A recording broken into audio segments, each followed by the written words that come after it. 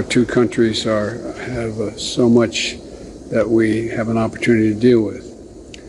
As the leaders of our two nations, we share responsibility, in my view, to show that China and the United States can manage our differences, prevent competition from becoming anything ever near conflict, and to find ways to work together on urgent global issues that require our mutual cooperation.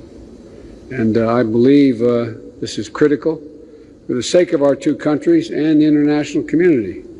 This was a key to the theme of the COP27 meeting, where I spoke on Friday, and we'll be discussing a lot of these challenges together, I hope, in the next couple hours.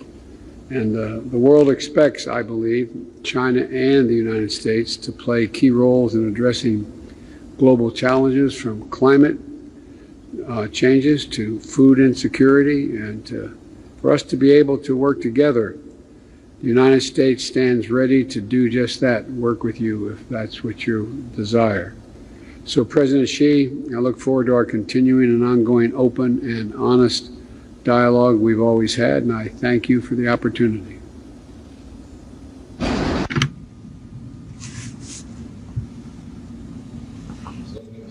Mr. President, it's good to see you. The last time we met was in 2017 during the World Economic Forum in Davos. That was already more than 5 years ago. Well, since you assumed the presidency, we have maintained communication via video conferences, phone calls, and letters.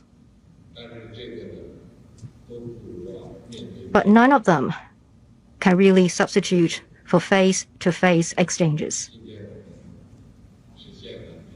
And today, we finally have this face-to-face meeting. From the initial contact and the establishment of diplomatic relations to today, China and the United States have gone through 50-plus eventful years.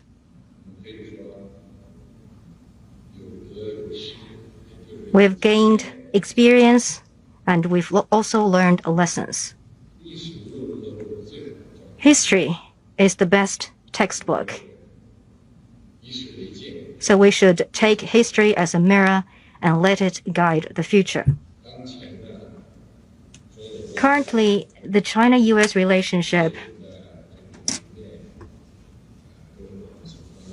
is in such a situation that we all care a lot about it, because this is not the fundamental interest of our two countries and peoples, and it is not what the international community expects us. As leaders of the two major countries, we need to chart the right course for the China-US relationship. We need to find the right direction for the bilateral relationship going forward and elevate the relationship. A statesman should think about and know where to lead his country. He should also think about and know how to get along with other countries and the wider world. Well, in this time and age, great changes are unfolding in ways like never before. Humanity are confronted with unprecedented challenges. The world has come to a crossroads. Where to go from here? This is a question that is not only on our mind, but also on the mind of all countries. The world expects that China and the United States will properly handle the relationship. And for our meeting, it has attracted the world's attention. So we need to work with all countries to bring more hope to world peace, greater confidence in global stability, and stronger impetus to common development. In our meeting today, I'm ready to have a candid, as we always did have a candid and in-depth exchange of views with you on issues of strategic importance in China-US relations and on major global and regional issues. I look forward to working with you, Mr. President, to bring China-US relations back to the track of healthy and stable growth to the benefit of our two countries and the world as a whole. Thank you.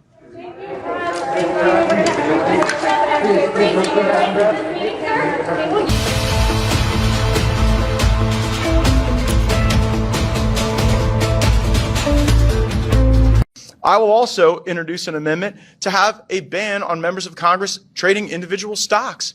How can we say that that is not something that dilutes our trust in markets and in governance when people are essentially able to bet on the outcomes that they have an ability to somewhat control?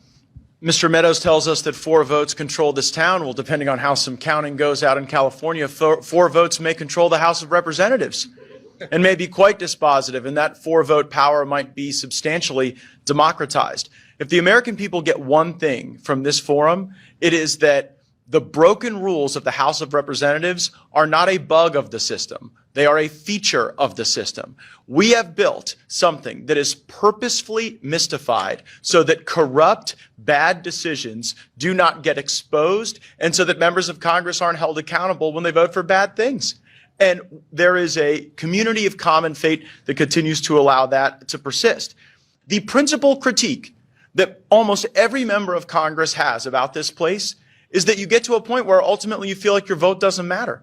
Your vote's controlled by the leadership. What is your one vote going to do? Well, now, with the opportunity we've been given with a very slim majority, everyone's vote matters to a far greater degree than at any other time during the public service of the people currently sitting on this dais.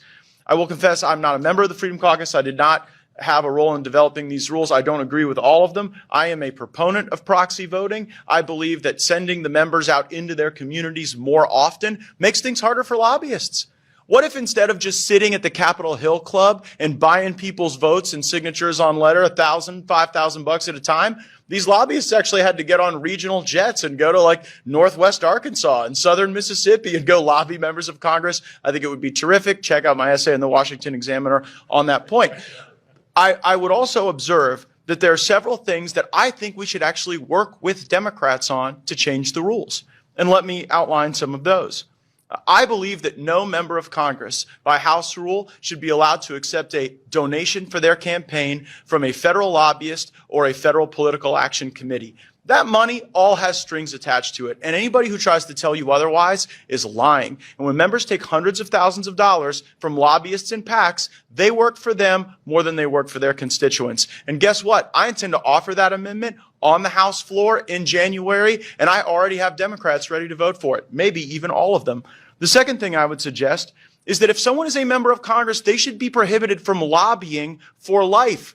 Why is it so hard to say that you should choose one side or the other to be on? You're either in the law-making game or you're in the influence peddling game. And those who choose to be in the influence peddling game, go ahead, but you should sacrifice that when you get the privilege to represent 750,000 people. I intend to offer that amendment on January 3rd, and I expect that there will be Democrats voting for it.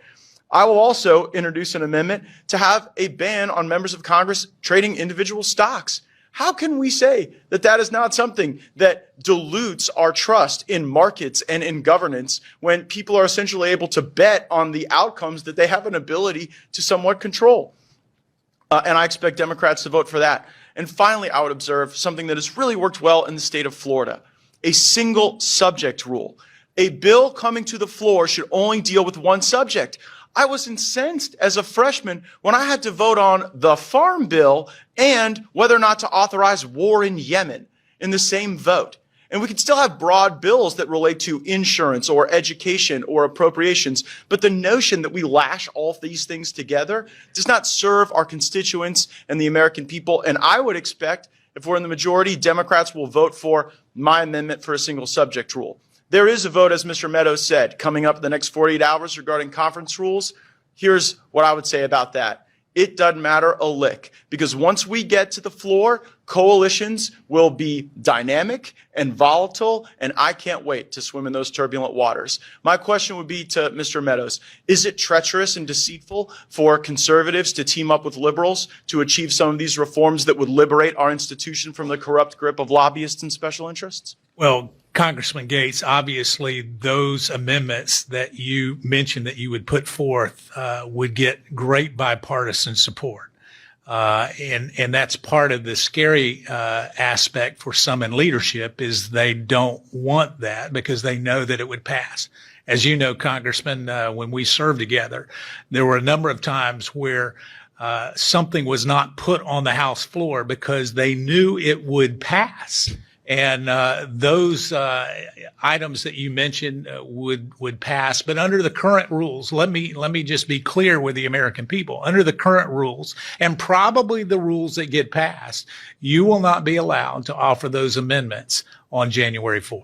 Well, if Kevin McCarthy can call Democrats for votes for the speakership, I can call them for these bipartisan reforms that not only are popular among the membership, they're popular among our fellow Americans, most importantly. I yield.